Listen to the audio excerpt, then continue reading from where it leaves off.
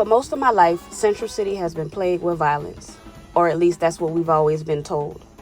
We've been taught that this area is dangerous, that it's high crime, but what they'll never tell you is that one of the worst crimes in this neighborhood's history wasn't committed by so-called criminals.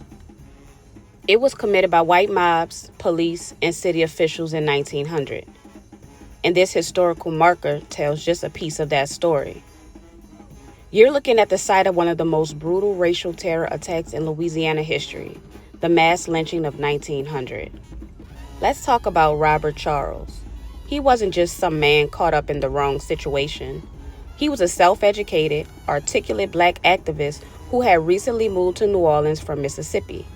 He believed in black self-defense, something radical at the time, and even encouraged African Americans to consider immigrating to Liberia to escape racial discrimination in the U.S.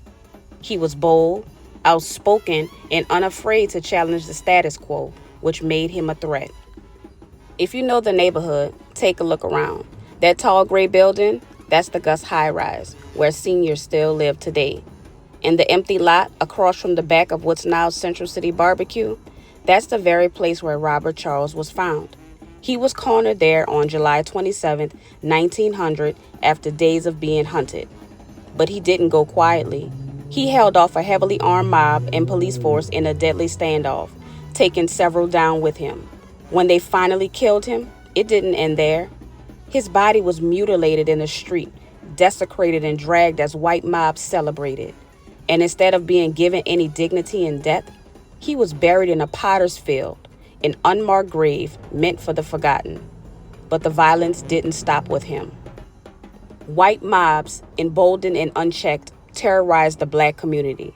They lynched innocent black people at random, burned homes, looted businesses, and targeted symbols of progress and pride.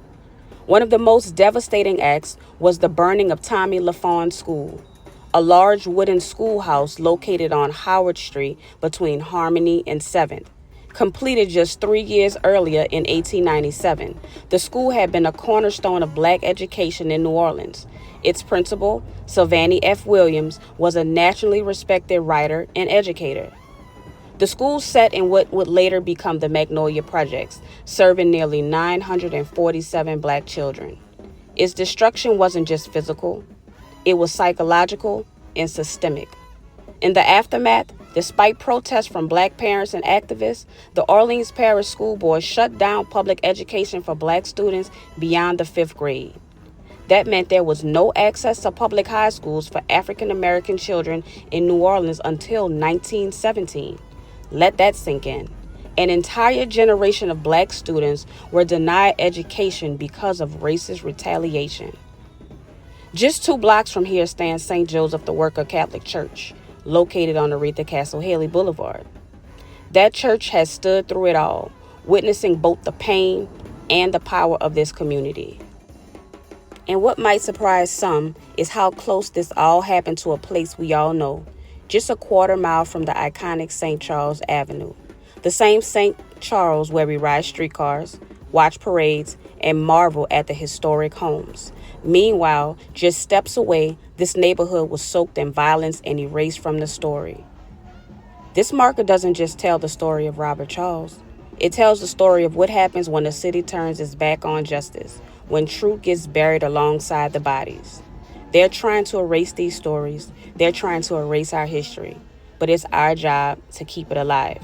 Remember to like, share, and follow me for more stories that they won't put in your textbooks. Thanks for watching.